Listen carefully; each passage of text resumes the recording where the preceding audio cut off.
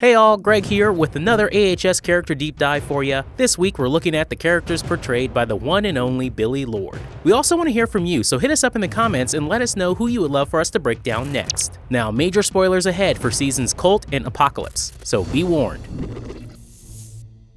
Let's start with the first character Lourd portrayed on American Horror Story, Winter Anderson. She made her AHS debut on September 5th, 2017 in the premiere episode for Cult Election Night. When we're first introduced to Winter, she's in complete dismay over Donald Trump's election victory. She was supposed to win.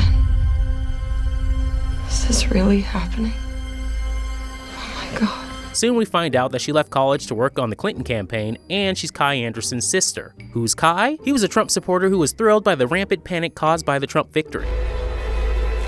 Did you come in here to rub it in?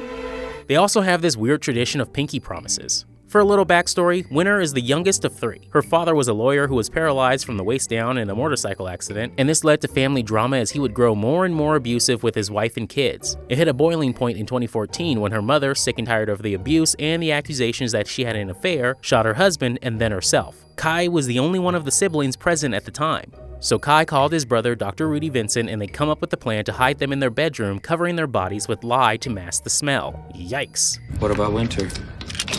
Tell her when she gets home for Thanksgiving. That entitled bitch never calls for anything but money anyway.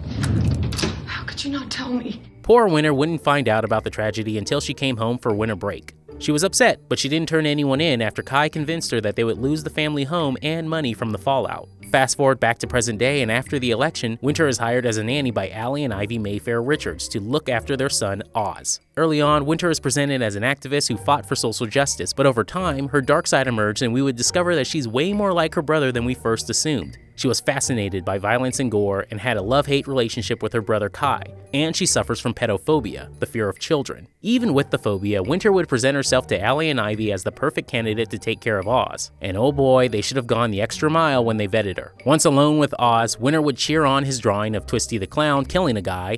Have you ever seen a real dead body? And then introduce him to the dark web. Aw, what a nice nanny. I'll get some cookies. Later that night, being the great nanny that she is, Winter would take Oz next door to witness the murder of Tom and Marilyn Chang at the hands of a gang of masked clowns. When Allie and Ivy confronted her about this, she would tell them that Oz made it all up, blaming it on his love for the Twisty the Clown Chronicles comic book. Her manipulation only got worse from there. She would try to seduce Allie to no avail, creating a rift between Allie and Ivy, which would lead to Ivy joining Kai's cult. Unfortunately for Winter, her mind games with Allie and Ivy would be her downfall. Despite proving her loyalty to Kai with the rest of the cult in that awful nail gun ritual scene, Kai believes that Winter betrayed him. Due to his rampant Adderall abuse, Kai grew delusions believing his sister was working against him. Spoiler alert, it was Speedwagon.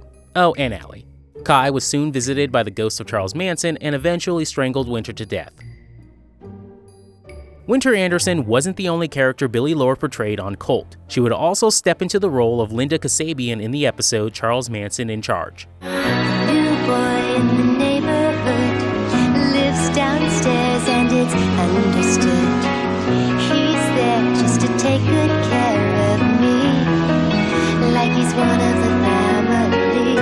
Charles in charge of our days and our nights. Linda Darlene Kasabian was the former member of the Manson family cult. On the show, Kasabian partook in the campaign to kill everyone in the Polanski Tate house. However, she stood as lookout and didn't kill anyone in the house. Linda would later portray Manson and the family, getting them arrested as she was offered immunity from the prosecution in exchange for turning state's evidence.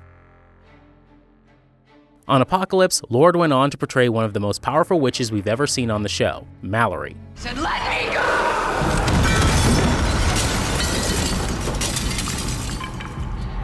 Before Mallory canceled the Apocalypse with an SUV, she was a very different character at the start of the season. When we're first introduced to Mallory, she was a personal assistant to Coco Vanderbilt, a woman who was trying to establish herself as a social media influencer. Are you trying to fucking poison me? This tastes like turtle shit. Right before the bombs hit Los Angeles, Mallory and Coco run out of the salon and get into a car that's waiting for them to take them to the airport. They make it to a private plane joined by Gallant and his grandmother Evie, but Mallory goes to the cockpit and finds out that the plane is unmanned. Then the apocalypse hits. A few weeks afterwards, at Outpost 3, Mallory would be put into servitude as a Grey, waiting on the every needs of the Purples, including her pre-apocalypse boss, Coco. All the stew is stale! Mallory, come stick your finger down my throat! But then we get our first clue that something's up with Mallory. When she's interviewed by Michael Langdon about getting admitted to the sanctuary, her powers surface unexpectedly. Who are you? I don't know. She would immediately tell Coco and Gallant about the incident, and of course, they didn't believe her. Now I'm like the Dark Phoenix. What are you saying? Are you saying you have superpowers now? I don't know. Fast forward to the masquerade party, Mallory and the rest of the guests at Outpost 3 are poisoned with snake venom apples and killed. Immediately afterwards, Cordelia, Myrtle, and Madison Montgomery arrive at Outpost 3 and resurrect her, along with Coco and Dina, revealing them to be sister witches of the Robichaud Academy. Surprise, bitch. I bet you thought you'd seen the last of me. We quickly find out that sometime before the apocalypse, for her protection, Mallory was placed under an identity spell. She actually comes from a long line of witches whose bloodline stretches all the way back to Salem. At a young age, her parents believed that she was some kind of devil worshiper when they caught her floating in her sleep. After the events in Coven, when Supreme Cordelia Good opened the academy to witches across the world, Mallory was admitted. Zoe saw huge potential in Mallory, as she flawlessly showed great skill and control of her powers, impressing her Supreme. Look.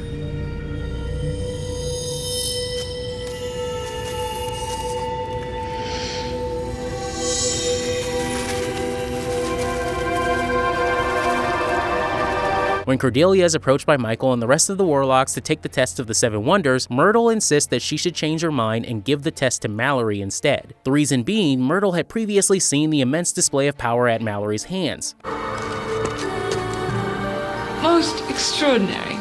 Her powers don't just work on deer though. If you're choking on food, Mallory's your girl. Coco accidentally died after she got a snowball stuck in her throat, but is thankfully revived by Mallory. Mallory, come here and stick your finger down my throat! Not only is Mallory a master of the 7 Wonders, she also has the rare gift of Tempus Infinitum. This is the power of time travel, to change past events and alter their history. Only a few have mastered this in history. The witches discovered her gift after a test performed with the help of Cordelia and Myrtle. Mallory traveled back to 1918 Siberia, where she would attempt to help the witch known as Anastasia. Unsurprisingly, it didn't go well for the princess, and Mallory would get another shot to perfect her powers. This sparked the course of events to stop the Antichrist and reverse the apocalypse. Fast forward to the moment the witches remove Mallory's identity spell, they move on their plan to stop Michael. One thing leads to another and Cordelia stabs herself, performing the sacred taking, which allows Mallory to ascend to the power of a Supreme. This gives Mallory the power to perform Tempus Infinitum, traveling back to 2015 when Michael is a defenseless, whiny little teenager. Mallory kills the Antichrist by repeatedly running him over with an SUV.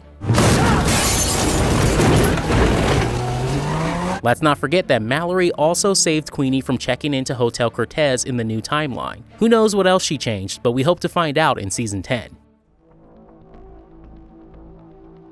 That brings us to Montana Duke, the aerobics-obsessed camp counselor in AHS 1984. Montana has a strained relationship with her parents. When she was just 6 years old, her mother forced her into a fat camp where she learned how to binge and purge. So the camp helped you face your demons? Fuck no. All they taught me was Sanam and Vom, but... Nowadays, she's obsessed with aerobics. She also attributes her sexual awakening to watching endless hours of Jane Fonda's unedited fitness video, which features camper Trevor and his package. You're a legend. Thanks.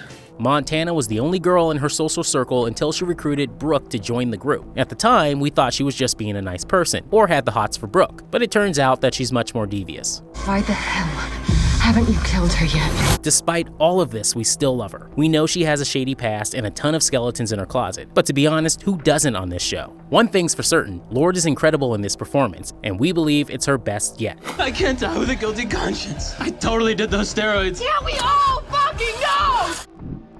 What's your favorite performance by Billie Lourd? Let us know in the comments and also tell us who we should spotlight next week. Thanks for watching, bye-bye.